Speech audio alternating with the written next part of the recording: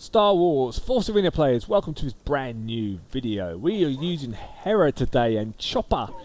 If you haven't got Chopper, this deck still is viable, but he really is obviously useful in 1v1 and 2v2. So in this video you're going to see some 1v1 games and finishing off with a 2 versus 2.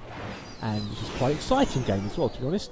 So I've changed my deck up recently compared to what I've used before, and in the Chopper MVP deck where the drop pod, because obviously now drop pods are much, well, they're useless basically for Rebels, and the meta has changed dramatically since they've introduced these two new units, which is the Malaz Warrior and the Sniper. So I'm not using the Malaz Warriors here simply because I think, in my opinion, for 4 energy it's another wasted card because they get killed by everything and anything. Dark Access Grenade costs 2, Airstrike costs 3, so straight away Sand Trooper 3, Blazeman, although they counter Blazeman bizarrely, but there's 9 of them, so you'd like to think that one of them would actually be able to beat down on the Blazeman. But moving back onto this game, so in this particular game you've got a dual opportunity to make a push, as I'm doing right now. Top left I drop my Bantha because on the right lane I dropped down a Wookiee Warrior. I wanted to push the right lane, but he dropped down all his units here to defend it, which gave me a chance top left to make a push and now take down that turret with some Rebel troopers in support.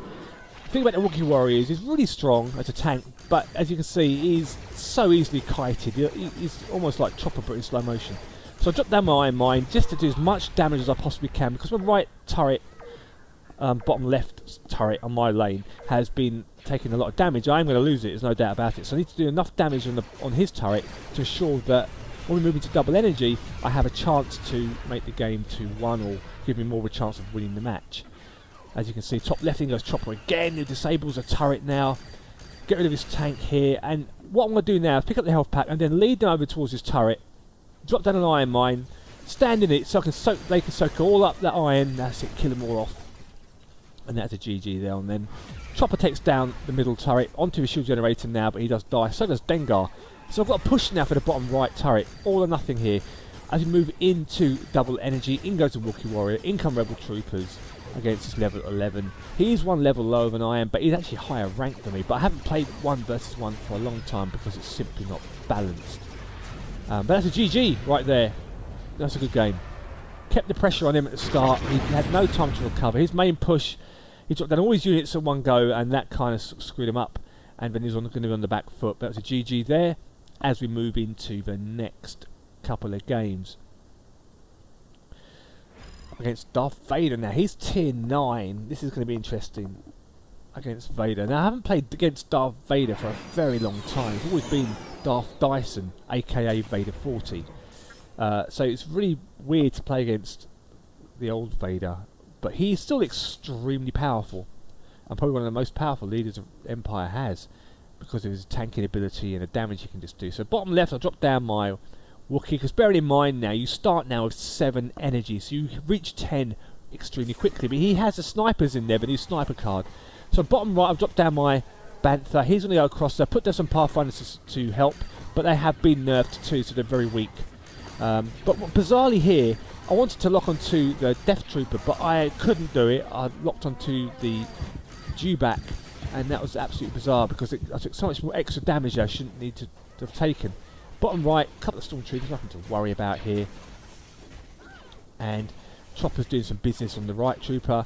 Going to go for a slight push, we can just do some chip damage here on the turret. He doesn't drop anything down, which I was ready for, like snipers for example or something, but he didn't do that there.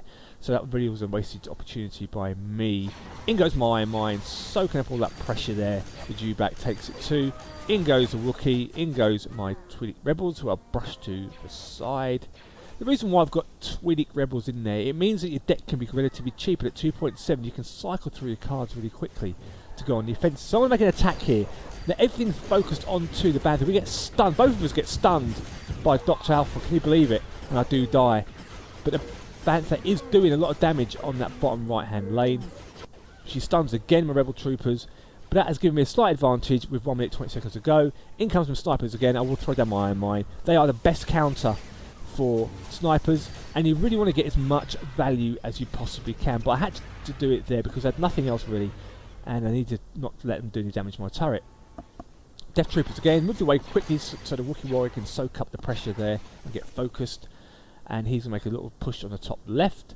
But keeping my eye on the bottom right lane, I will make another charge now with some rebel troopers because Vader's obviously very busy. He throws down some stormtroopers and they're due back now. So what I'm going to do now, we're in double energy, so I'm just going to hold tight to make my move. In comes the Doctor. Again, keep it away from her so I don't get stunned. Chopper's top left to disable the turret up there. In goes the iron mine again. What happens is I try to move away here, but bizarrely Vader pulls me. Look at the distance I was, and I thought that was going to be it. I thought, you know, it's just game over here. He's actually going to be in, but Chopper top left with the troopers has done significant damage and took down that turret, giving me a 1-0 lead. But Vader will take this turret down, I believe, with just 20 seconds to go. He doesn't. He dies, and everything's on a due back. So we've got good push now, bottom right. Everything's dead, and this will be a GG with just 12 seconds left to go. Jump onto the last turret, and that's going to be a 2-0 win. I did actually think that was going to be it, because I was on the other side of the bridge, and Vader just pulled me in. I couldn't escape. I knew what was going to happen, and he got me, and I thought that was a door left open wide for him, but he didn't have enough there, really, I think, to push me, which was the problem.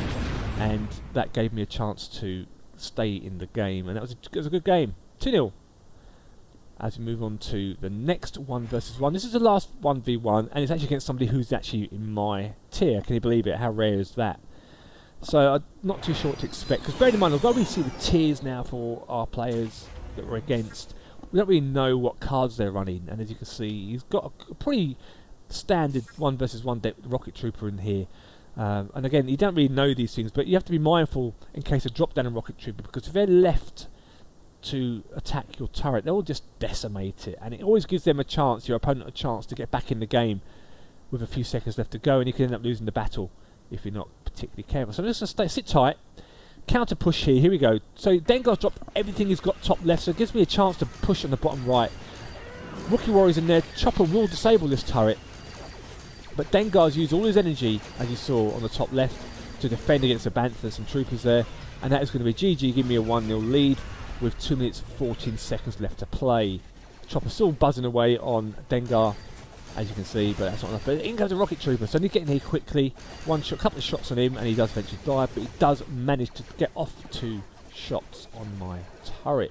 So while there's no actual pressure, I'll pick up the health and then just keep an eye on what's going on this lane. In comes an airstrike. Look at the Pathfinders, look at that. Just killed one and took one down to practically nothing now, because they've been nerfed. Probably a couple of weeks back now, I think they were nerfed. But Dengar's going to go to attack the turret, but unfortunately for him, all his troopers focused on me, so that shut down his attack. And as you can see, in comes another rocket trooper.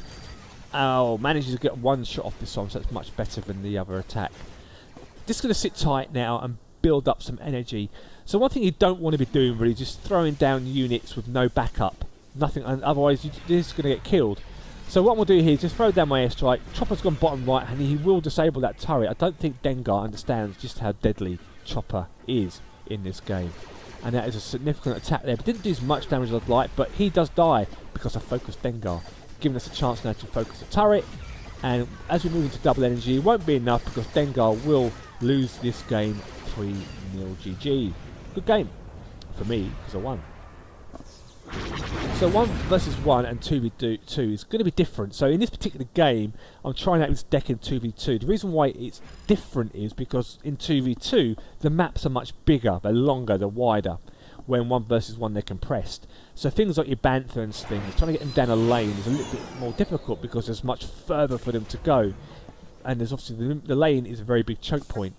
So these are the kind of things you have to weigh up when you're playing these kind of games. So again, pause the video. Now this is probably one of the worst combinations you've ever come across. The Emperor and Vader 40.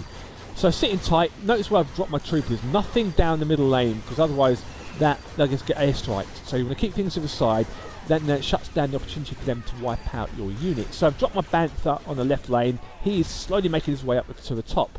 So I'll drop down Chopper now, and I'll rush in on this turret. Chopper gets focused, in goes an iron mine. In case the Emperor drops down stuff, he does drop down the snipers. Look at the amount of damage they've done to me, but they do die thanks to that iron mine. Chopper has disabled that turret. In goes my Bantha. In goes my rebel troopers, and that turret will be ours. There it goes. Dead. Lando's busy in the bottom right hand lane against Vader 40. And this is probably one of the first games I've played where Vader 40 isn't in my lane. So it's kind of nice not to have this constant pressure, because the thing about Vader 40, he just wears you down. He's so fast, he respawns so quickly, and it just wears you down. He just keeps coming and it's never ending. So, you know, mindful of that, it's always good to help your partner out. We've got a 1-0 lead. We don't need to do anything stupid. So, I can help defend here. So many games of 2 versus 2 where your partner will just charge off doing their own thing. You end up losing. Now, as Rebels, you have to be more cautious because the game is not balanced right now. It's a lot harder for Rebels to get a win, so you have to be a bit more clever how you do these things. So right now, I am just to try and help Chopper a bit, but it wasn't enough to keep him alive. I do kill the Emperor. I want to kill Larry, because I cannot have him repair his turret. As you can see, the turret locks onto me at the bottom right, so I wanted to move to make sure I didn't get killed there. But I will die here as I drop down some more troopers. Again, keeping the pressure up there. Keeping it away from my turret as Lando is chasing Vader back now in the bottom right-hand lane with a big swarm. And as you can see there, everything gets obliterated. In come the Royal Guards. Just take care of these guys relatively quickly. Just going to sit tight now, build up some energy, help defend. In goes my mine. Look at the value I get here. In comes an airstrike. Again, keeping everything away from the turret because we don't really want to lose the game. We are now in double energy. Got Wookiee Warrior going through the middle. Bantha is going top left. The Emperor is bizarrely just sitting back and admiring, probably letting Vader do all the work, which is probably typical Emperor. So we've got a good chance for a push up his right turret as Vader respawns. Everything's going to go in there. He drops down an ATST Walker as a defensive play. So that way what happens is then the Wookiee will obviously attack it. And in goes Chopper to try and disable it. Good game there. In comes the Rebel Swarm now. The Emperor's trying to electrocute everything. Chopper disables the turret. And this would be another GG right there with just 5 seconds to go. So I hope you guys have enjoyed the video. If you have, please give it a thumbs up. If you've got any questions about the game or anything, again, feel free to post them in the comments below. And I hope to see you guys soon in the next Star Wars Force Arena video. May the Force be with you.